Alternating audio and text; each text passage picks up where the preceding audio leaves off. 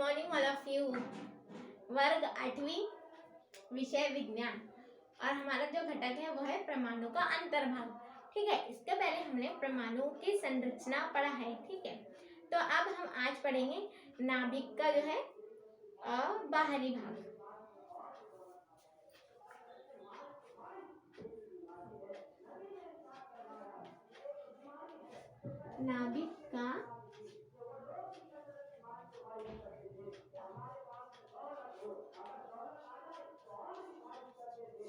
नाभिक का जो है बाहरी भाग। ठीक है,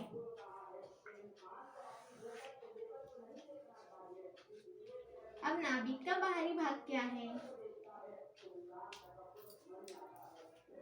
परमाणु की संरचना में नाभिक के बाहरी भाग में जो है परिभ्रमण करने वाले जो इलेक्ट्रॉन और नाभिक तथा इलेक्ट्रॉन इनके बीच स्थित रिक्त स्थान का जो है समावेश होता है। तो इसके अंदर हम सबसे पहले पढ़ेंगे इलेक्ट्रॉनों का जो है वितरण।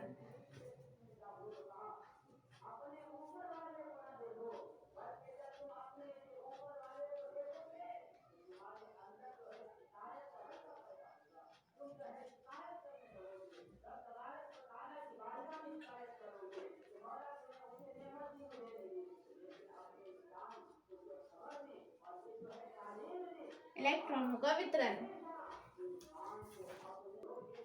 इलेक्ट्रॉनों का वितरण बोर के परमाणु प्रकृति के प्रतिकृति के अनुसार इलेक्ट्रॉन जो है स्थायी कवचों में जो है परिभ्रमण करते हैं, है ना। ये हमने पहले बोर के स्थायी सिद्धांत में जो है पढ़ चुके हैं। ठीक है, इन कवचों की जो विशिष्ट ऊर्जा होती है, परमाणु नाभिक के सबसे समीप वाले कवच को जो है पहला कवच कहते हैं। जैसे कि ये जो है नाभिक है। ठीक है, इसके जो है इसको जो है हम बोलते हैं पहला कवच। ठीक है, तो इसका जो सबसे समीप वाला मतलब जो सबसे क्लोज वाला जो कवच है उसको बोलते हैं पहला। उसके बाद वाले कवच को क्या बोलते हैं? हम दूसरा कहते हैं। उसके बाद जो है इसको हम दूसरा बोलते हैं। कवचों के क्रमांक के लिए n इस संकेत का उपयोग करते हैं। क्रमांक के लिए जो है n इसका जो है उपयोग करते हैं, है ना। इन क्रमांकों के अनुसार कवचों को जो है, इन क्रमांकों मतलब के 1 2 3 4, इन क्रमांकों के अनुसार कवचों को और K L M N इन क्रमांकों के इन संकेतों के द्वारा संबंधित करते हैं। ठीक है, प्रत्येक कवच में जो है 2n इस सूत्र के प्राप्त संख्या के बराबर इलेक्ट्रॉन रह सकते हैं। 2n इस जो है इस सूत्र के प्राप्त संख्या के बराबर जो इलेक्ट्रॉन रह सकते हैं। n का मान जो है बढ़ने पर उस कवच की इलेक्ट्रॉनों की जो है ऊर्जा भी बढ़ती है। अब हम इसके बाद देखेंगे तत्वों का इलेक्ट्रॉनिक संरूपण।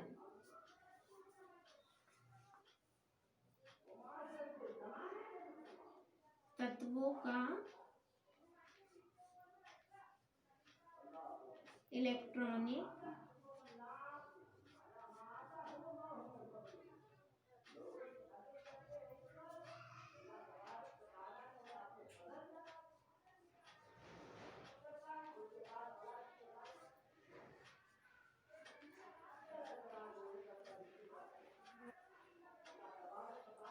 तत्वों का इलेक्ट्रॉनिक संरूपण।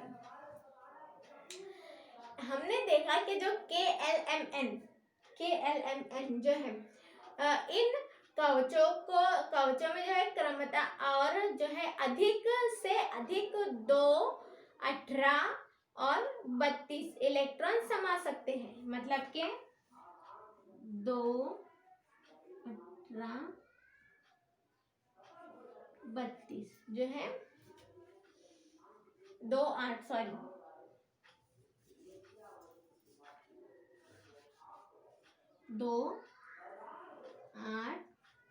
18, 32 इतने जो है तो इलेक्ट्रॉन जो है समा सकते हैं। वही कवचों की जो है महत्तम धारकता है। कवचों की जो महत्तम धारकता है के अनुसार ही परमाणु का जो है इलेक्ट्रॉनों का कवचों में वितरण होता है। किसी भी तत्व के जो परमाणु में उपस्थित इलेक्ट्रॉनों का कवच के अनुसार विन्यास ही उस तत्व का जो है इलेक्ट्रॉनिक संरूपण कहलाता है। प्रत्येक इलेक्ट्रॉन में जिस कवच में होता है उसके अनुसार निश्चित ऊर्जा उसकी होती है। पहले कवच के कवच में जो है इलेक्ट्रॉनों की ऊर्जा जो है सबसे कम होती है, यानी कि के कवच यानी कि ये वाला जो कवच है, ठीक है, इसमें जो है इलेक्ट्रॉनों की ऊर्जा सबसे कम होती है। इसके अंदर जो है 2 इलेक्ट्रॉन जो है वो समा सकते हैं, 2 इलेक्ट्रॉन जो है समा सकते हैं, ठीक है। इसकी एनर्जी जो है सबसे कम होती है। इसके आगे के कवचों के इलेक्ट्रॉनों की जो ऊर्जा कवच क्रमांक के अनुसार जो है बढ़ती जाती है।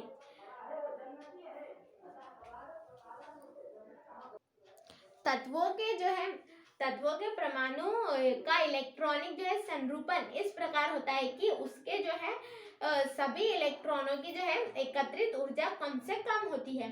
परमाणु के जो इलेक्ट्रॉन कवचों की जो महत्तम धारकता के अनुसार और ऊर्जा के आरोही क्रम अनुसार कवचों में जो है स्थान प्राप्त करते हैं, ठीक है।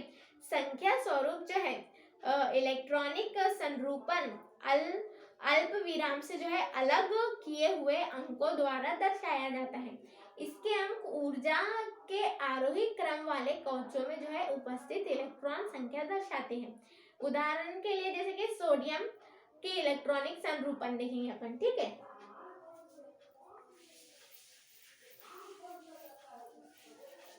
सोडियम के हम इलेक्ट्रॉनिक संरूपण देखेंगे,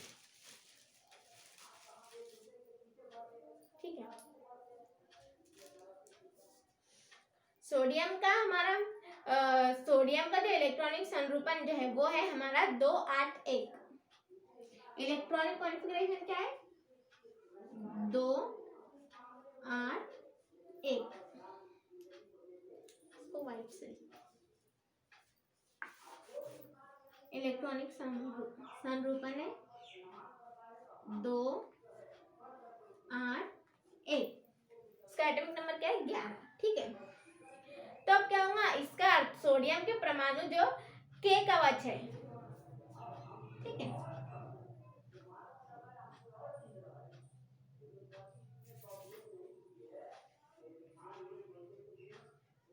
ये जो है नाभिक है, ठीक है। इसका जो के कवच है यानी कि जो सबसे पहला जो इसका कवच है,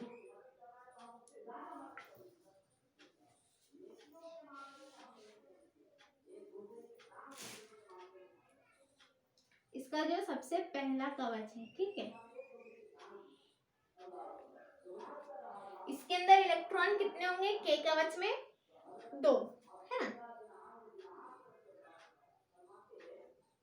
2 इलेक्ट्रॉन होंगे, ठीक है। अब इसके एल कवच में कितने होंगे? एल कवच में होंगे 8 इलेक्ट्रॉन।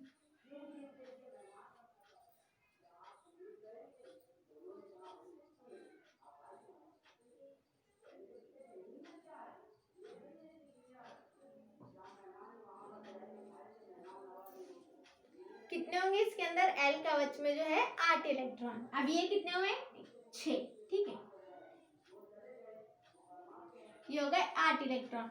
अब इसका जो एम कवच रहेगा, एम,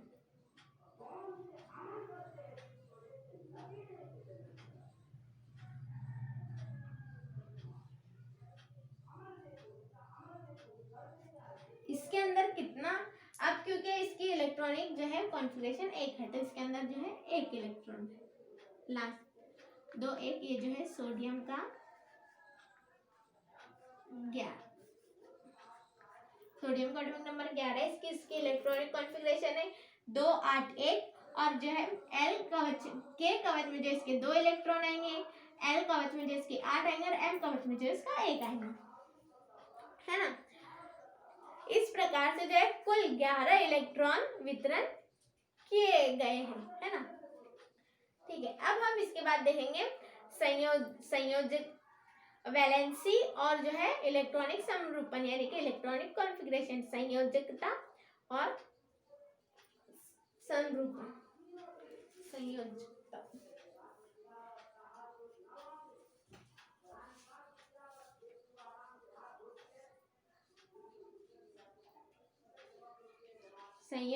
संयोजकता यानी कि वैलेंसी।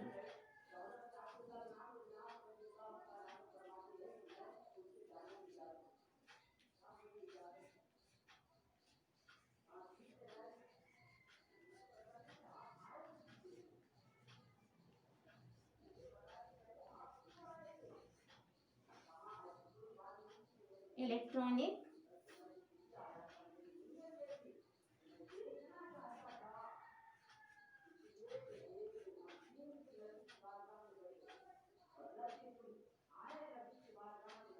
समरूपण। ठीक है, संयोजकता यानी कि वैलेंसी और परमाणु द्वारा जो है बनाए गए रासायनिक बंधों की जो है संख्या, ये हमने जो है पिछले पार्ट में जो है देखा है। ठीक है, हमने ये भी देखा कि सामान्यतः तत्वों की संयोजकता और उसके जो है विविध यौगिकों की स्तर होती है ना।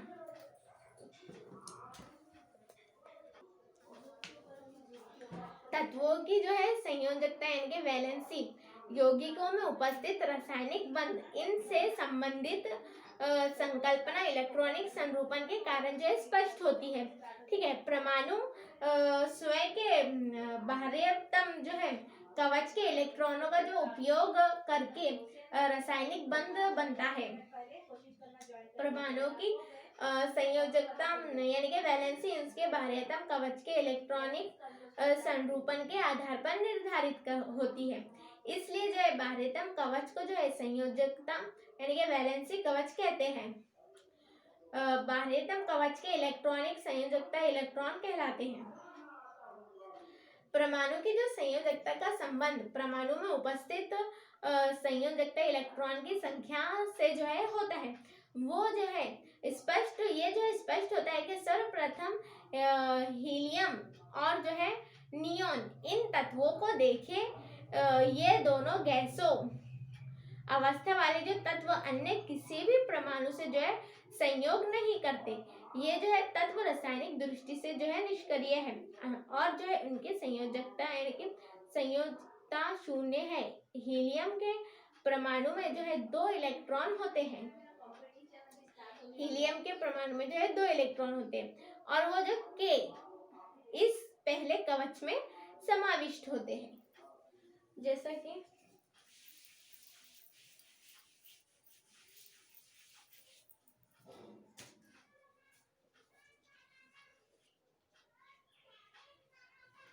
पहला कवच कौन सा है इसका K। तो हीलियम में जो है तो 2 इलेक्ट्रॉन होते हैं, तो पहले कवच में जो है 2 इलेक्ट्रॉन।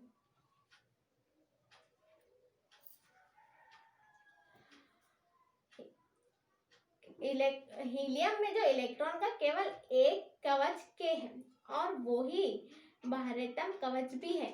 K कवच की इलेक्ट्रॉनिक धारकता यानी कि 2n2 है, यानी कि धारकता जो है 2 है।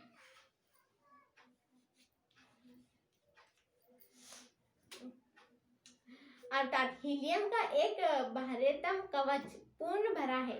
इसे ही जो है हीलियम का इलेक्ट्रॉनिक द्विक कहते हैं। नियॉन इस निष्क्रिय गैस के इलेक्ट्रॉनिक संरूपण में K और L ये 2 कवच होते हैं, जिसमें L ये संयोजकता कवच है, L कवच की इलेक्ट्रॉनिक धारकता है यानी कि 8 है। और ये स्पष्ट होता है कि नियॉन का संयोजकता कवच पूर्ण भरा है ना। जैसा कि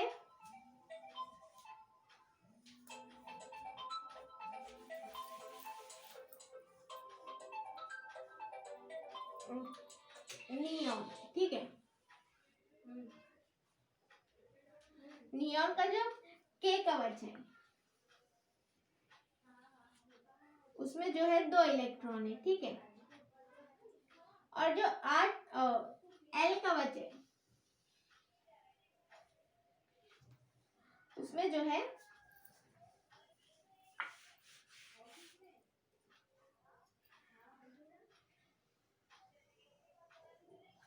उसका जो एल कवच है उसमें कितने इलेक्ट्रॉन है, उसमें जो है 8 इलेक्ट्रॉन है।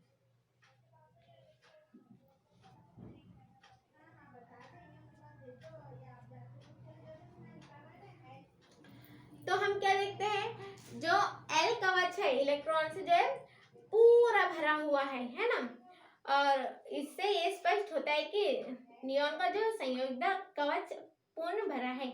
इससे ही नियॉन में इलेक्ट्रॉन अष्टक है। ऐसा कहते हैं कि के और एल और जो है एम इन कवचों में इलेक्ट्रॉन रहने वाली निष्क्रिय गैस अर्थात अरंगिन है। और एम इस कवच की इलेक्ट्रॉन धारिता जो है 2 × 3 इसकी जो है 2 × 18 है। परंतु जो एर्गन में एम इस संयोजकता कवच में केवल सिर्फ 8 इलेक्ट्रॉन है। इसका अर्थ यह है कि निष्क्रिय गैसों के जो संयोजकता कवच में 8 इलेक्ट्रॉन होते हैं और अर्थात संयोजकता कवच में इलेक्ट्रॉन अष्टक होता है। इलेक्ट्रॉन अष्टक या द्विक पूर्ण होता है तब संयोजकता 0 होती है। निष्क्रिय गैसों के अतिरिक्त जो है अन्य तत्वों के जो इलेक्ट्रॉनिक संरूपण देखें तो ऐसा दिखाई देता है कि उनमें जो है इलेक्ट्रॉन अष्टक स्थिति नहीं है या उनकी जो इलेक्ट्रॉन अष्टक स्थिति अपूर्ण है। हाइड्रोजन के बारे में ये कह सकते हैं कि जो हाइड्रोजन का द्विक अपूर्ण है, ठीक है। तो आज हमने क्या पढ़ा, आज हमने पढ़ा क्या पढ़ा हमने, इलेक्ट्रॉन का जो वितरण, इलेक्ट्रॉन का संरूपण, संयोजकता, ये जो है हमने पढ़ा है आज, ठीक है। Thank you.